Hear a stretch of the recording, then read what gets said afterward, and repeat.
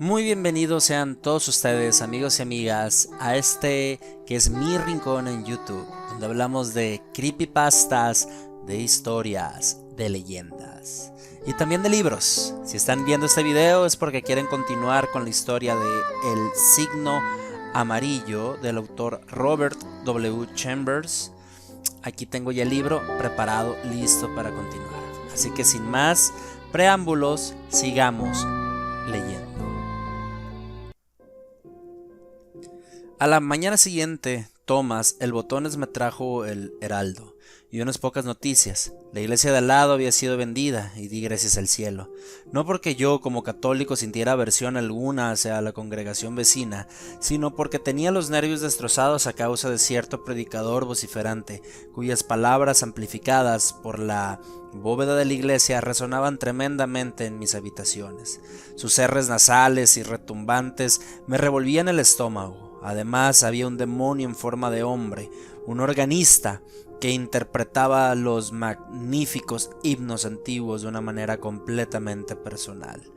Me daban ganas de asesinarle cada vez que tocaba Gloria Patri, con acordes de charanga de estudiantes. Creo que el párroco era buena persona, pero cuando tronaba y el Señor dijo a Moisés, el Señor es un hombre de guerra, el Señor es un hombre, y así es el Señor. Mi cólera estallará, y yo te aniquilaré por la espalda. Entonces me preguntaba cuántos cientos de años de purgatorio serían necesarios para expiar tal pecado. ¿Quién ha comprado la finca?, pregunté a Thomas. Nadie a quien yo conozca, señor. Se dice que querían comprarla a los propietarios de los apartamentos Hamilton, seguramente para construir más estudios. Me acerqué a la ventana. El joven de la cara enfermiza estaba plantado en la entrada del atrio, y nada más verle me invadió la misma abrumadora repugnancia. A propósito, Tomás, dije, ¿quién es ese de ahí abajo? Tomás soltó un respingo. ¿Ese gusano, señor? Es el vigilante nocturno de la iglesia. Me harta verle toda la noche en la escalinata, mirándote de una manera insultante.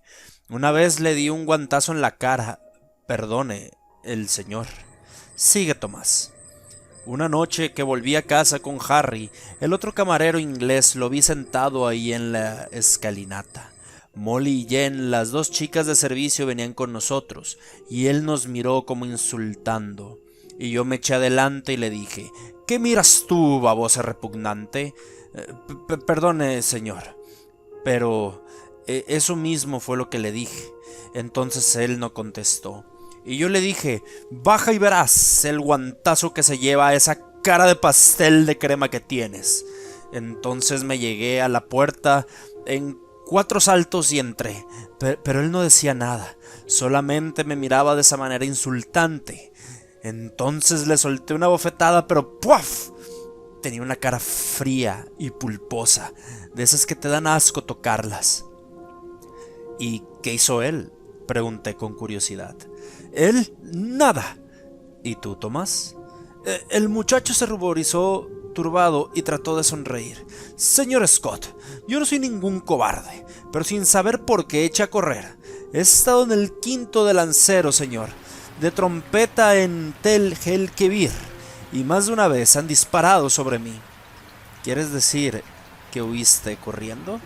Sí, señor, eché a correr. ¿Pero por qué? Eso es lo que yo quisiera saber. Agarré a Molly y huí.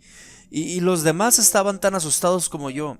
Pero, ¿a qué le tenías miedo? Tomás no quiso contestar de momento, pero ahora mi curiosidad por ese joven repulsivo de abajo era mucho mayor, y le insistí. Los 3 años de residencia en América no solo habían modificado el dialecto Cockney de Thomas, sino que le habían comunicado el típico temor al ridículo del americano. ¿Usted me cree, señor Scott? Sí te creo. ¿Se reirá de mí, señor? ¡Qué tontería, por favor! Dudó un instante. Pues bien, señor, tan verdad como que hay un Dios, que cuando le pegué me agarró de las muñecas, y al retorcerle yo su puño blando y pastoso, uno de sus dedos se me quedó en la mano. La tremenda repugnancia y horror de la cara de Tomás se debió reflejar en la mía, porque añadió: «Es espantoso, y ahora nada más verlo me largo. Ese individuo me pone enfermo». Cuando Tomás se hubo marchado, me asomé a la ventana. El hombre estaba junto a la balustra de la iglesia con las dos manos en la puerta, pero me retiré precipitadamente a mi caballete de nuevo, horrorizado y descompuesto. En la mitad de la mano derecha acababa de ver que le faltaba un dedo. A las 9 apareció Tessie y se metió tras el biombo con un alegre «Buenos días, señor Scott». Una vez que reapareció y adoptó su pose sobre la plataforma, comencé una tela nueva para satisfacción suya. Permaneció en silencio mientras estuve encajando, pero tan pronto como cesó el rascar del carboncillo y eché mano del fijativo, empezó a hablar con animación. «¡Qué noche más maravillosa he pasado! Estuvimos en Tony Pastor». «¿Estuvimos? ¿Pero quiénes?», pregunté. «Maggie, ya la conoce, la modelo del señor White y Pinky McCormick. Nosotros la llamamos Pinky, porque tiene el pelo de ese color rojizo que tanto le gusta a ustedes los artistas.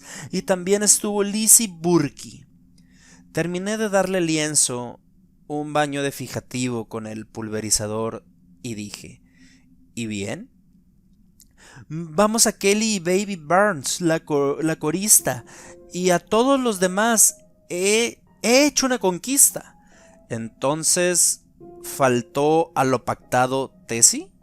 Ella sonrió y sacudió la cabeza. «Es Ed Burke, el hermano de Lizzie, un perfecto caballero». Me sentí obligado a darle algunos consejos paternales acerca de las conquistas, y ella escuchó con una sonrisa radiante. «Yo me cuidaría de una conquista extraña», dijo examinando una bola de chicle. «Pero Ed es diferente. Lizzie es mi mejor amiga».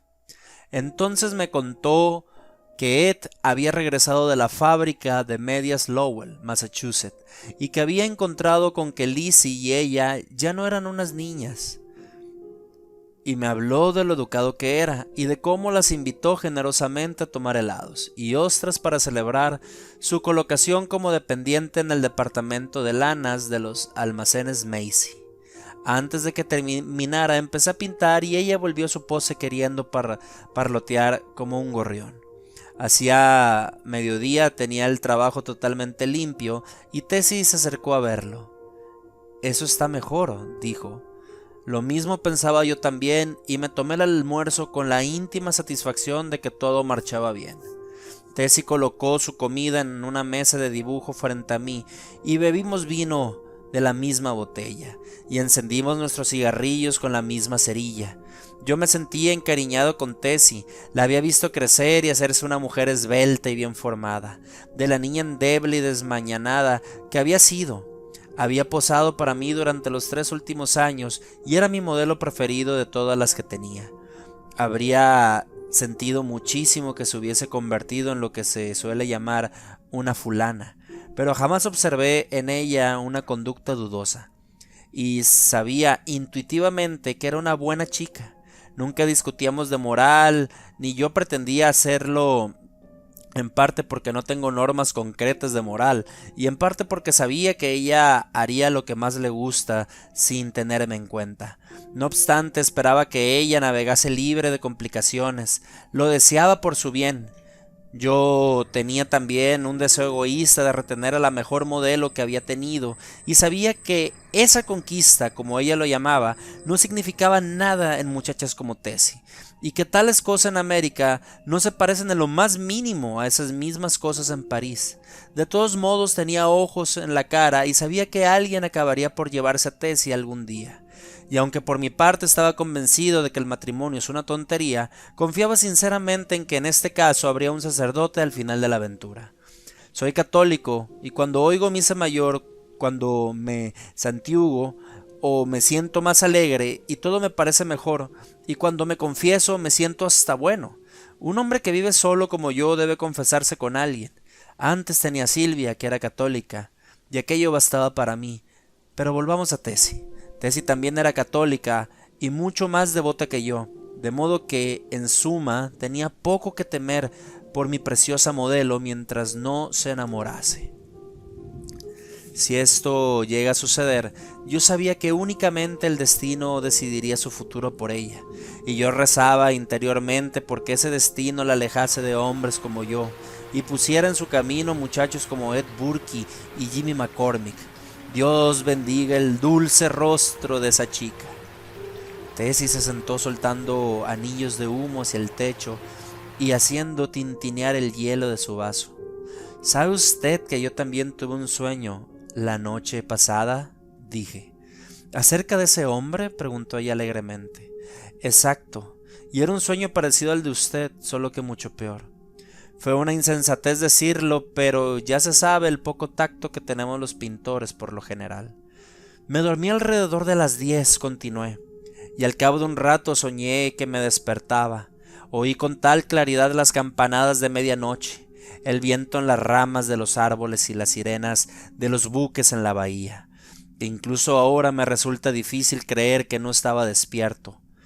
Me daba la sensación de que yacía en una caja que tenía una tapa de cristal. Veía confusamente las luces de la calle por donde pasaba, porque debo decirle, Tessie, que la caja donde me hallaba tendido parecía descansar en un carruaje almohadillado que traqueteaba por el empedrado de la calle. Al cabo de algún tiempo me impacienté y traté de moverme, pero la caja era demasiado estrecha. Tenía las manos cruzadas sobre el pecho de forma que no podía utilizarlas. Escuché, y más adelante traté de gritar. Había perdido la voz. Podía oír los cascos de los caballos que tiraban del coche, incluso la respiración del cochero. Después, otro sonido, como el abrir de una ventana. Me las arreglé para volver un poco la cabeza y pude ver no solo a través de la tapa que cubría la caja, sino también a través de las simples aberturas del carruaje. Veía las casas silenciosas y vacías, sin luz ni vida, excepto una. En aquella casa había una ventana abierta, en el primer piso, y en ella había una figura, toda de blanco, que miraba a la calle. Era usted. Tessie había vuelto la cabeza, apoyó un codo sobre la mesa. Pude ver su cara, proseguí, y me pareció que estaba usted muy angustiada. Luego pasamos y torcimos por una calle negra y estrecha. Los caballos se detuvieron. Esperé y esperé, cerrando los ojos con impaciencia y temor, pero todo estaba silencioso como una tumba. Después de pasar lo que a mí me parecieron horas enteras, empecé a sentirme incómodo. Una sensación de que tenía a alguien muy cerca me hizo abrir los ojos. Entonces vi la cara del cochero mirándome a través de la tapa de cristal del ataúd. Me interrumpió un sollozo de Tessie, estaba temblando como una hoja de árbol. Entonces me di cuenta de que había hecho el asno y traté de reparar el daño. ¿Qué ocurre, Tessie?, dije. Le he contado esto tan solo para mostrarle la influencia que su historia ha podido tener en los sueños de otra persona. No pensará que estoy tendido en un ataúd, ¿verdad? ¿Por qué tiembla usted? ¿No ve que su sueño y mi razonable aversión hacia ese inofensivo vigilante de la iglesia pusieron sencillamente mi cerebro en marcha tan pronto como me quedé dormido? Reclinó la cabeza sobre mis brazos. Sollozaba como si fuera a partírsele el corazón. ¿De qué manera tan imbécil me había portado? Pero a continuación, aún cometí una estupidez mayor. Me acerqué a ella y la rodeé con el brazo. Tessie, por favor, perdóneme, dije. No tenía por qué asustarla con semejante tontería. Es usted una muchacha demasiado sensible y demasiado buena católica para creer en sus sueños. Su mano se cerró sobre la mía y su cabeza cayó sobre mi hombro. Aún estaba temblando. Yo la acaricié y la consolé. Vamos, Tess, abra los ojos y sonría. Sus ojos se abrieron en un lánguido movimiento y se encontraron con los míos, pero su expresión era tan extraña que me apresuré a tranquilizarla de nuevo. Todos esos son cuentos chinos, Tessie. No tendría miedo de que le vaya a pasar nada por eso, ¿verdad? No, dijo, pero le temblaron los labios rojos. Entonces, ¿qué ocurre? ¿Tiene miedo? Sí, pero no por mí. ¿Por mí entonces?, pregunté alegremente. Por usted. murmuró con un hilo de voz. Y yo le quiero a usted. Con esto damos por terminada la segunda parte del libro del cuento El signo amarillo, escrito por Robert W. Chambers. Esperemos la tercera parte pronto. Sin más que agregar, les deseo una muy bonita noche. Quédense en el canal. Si se han quedado hasta aquí, les pido que me regalen su comentario, un like y, si es posible, su suscripción para seguir escuchando más de estos relatos.